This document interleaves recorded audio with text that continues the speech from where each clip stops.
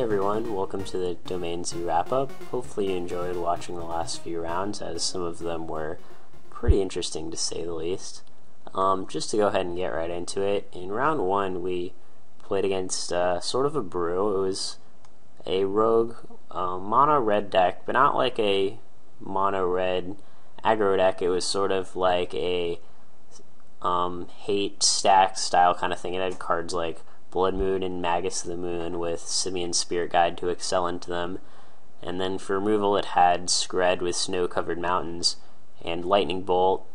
And then as far as threats, it had Boros Reckoner, which is pretty good against Sue.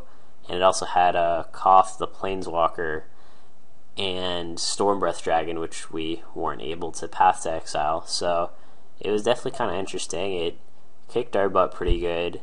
Particularly the Blood Moon kind of destroyed us. We really don't have anything that we can do about that, seeing as we're playing a 5-color mana base with next to no basics. So we got destroyed pretty hard there, and that's fine. That's not really a deck I'd expect to see in your typical Modern tournament, so it's not really that much to be concerned about, hopefully, unless for some reason that deck or the card Blood Moon starts to catch on. If that's the case, that might be a reason to stick to a build of Zoo that's not 5-color, because the less colors you're playing, generally the more basics you can play and the worse Blood Moon is against you. So just something to consider, although I wouldn't really think it's a problem now. Then round 2 we played against a Grixis Splinter Twin deck.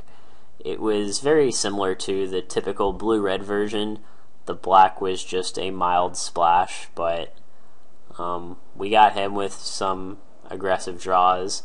He was able to sideboard in Death Marks in the post board, which is good because it's 1 mana, kills essentially any creature in our deck, so that was good, but not quite good enough, unfortunately. The Splinter Twin matchups can be kind of tricky sometimes, depending on what list they're playing, but we got this one pretty easily. Then in round 3 we played against Blue-Black Fairies, which is good. I'm glad I got to play against it, because it is one of the more hyped decks right now, and for good reason. I mean, Fairies used to be a dominant deck in several different formats, but one problem that they have now that I think they'll need to overcome is that their Zoo matchup is less than what I would say would be good. It's pretty bad, actually.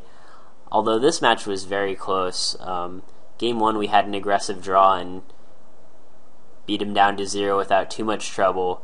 Game 2 he had a Threads of Disloyalty for a Tarmogoyf, which is very good. Something you have to watch out for, because if the Goyf is a 3-4 bigger, we don't have a lot of ways to kill it, and I think his Goyf even got up to a 6-7 at one point, which was pretty brutal. So he did get us with that. And then game 3 we actually almost lost. We were stuck on 2 lands for quite some time, which hurt us. But the key play that kind of allowed us to get back in the game was he tapped out for a Sword of Feast and Famine plus Equip.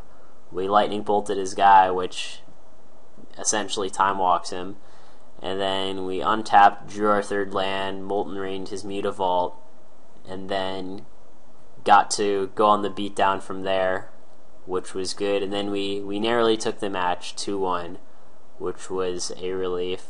Then in round 4 we played against another Splinter Twin deck, but this one was a bit different.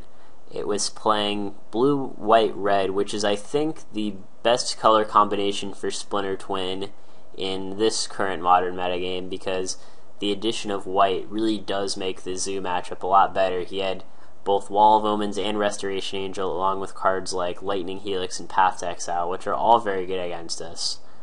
Luckily for us, we managed to take game 1 without much trouble on the back of a pretty aggressive draw.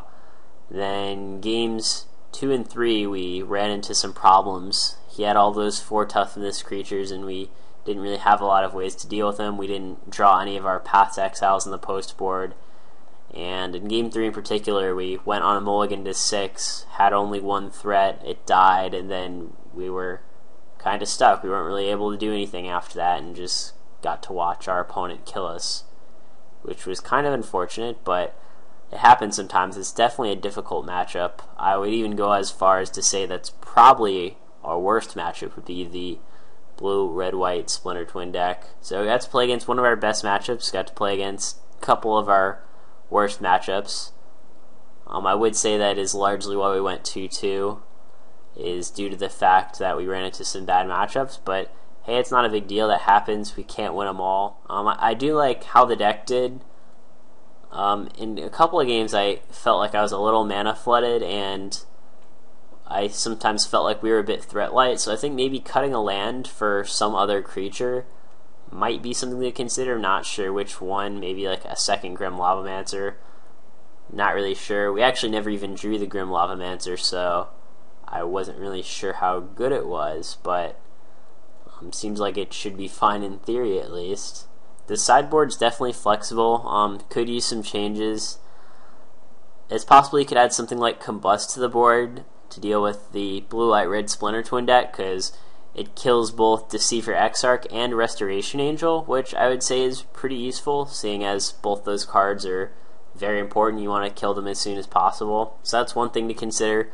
The nice thing about playing a 5-color deck is you're pretty much open to any sideboard options you want. Like, depending on your local metagame and what you think your bad matchups are, sideboard could be almost completely changed. You could take out all 15 of these cards and put in 15 completely different ones if you wanted to. Although some of them I would definitely recommend keeping in. Like, I do like the Molten Rains. You could consider even going up to 4 of those if you wanted to, and I do think the 4th path needs to be in our board if it's not in the main deck. But other than that, you can pretty much change whatever you want. And as far as the domain aspect of this deck works, I really did like Tribal Flames. I think the other colors were worth it. Tribal Flames definitely helped us win some games that I think might have been a little trickier otherwise. The nice thing is, of course, if you start with like 2 Tribal Flames, it's almost like your opponent's starting the game at 10 life, and it's not too hard to do that extra damage. So the added reach that the Tribal Flames gives you is something that's definitely worth it, I think. And I really liked the Dark Confidants too.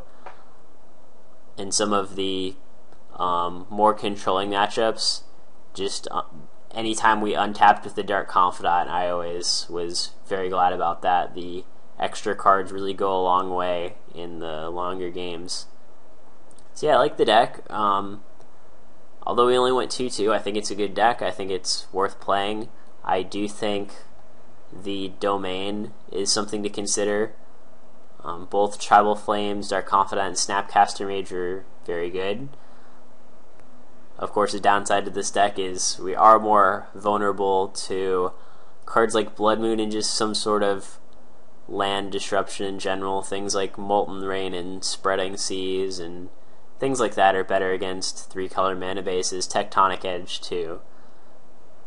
But we didn't run into too many problems with the mana, just that one match where we played against a deck maining Blood Moon, which is kind of unfortunate.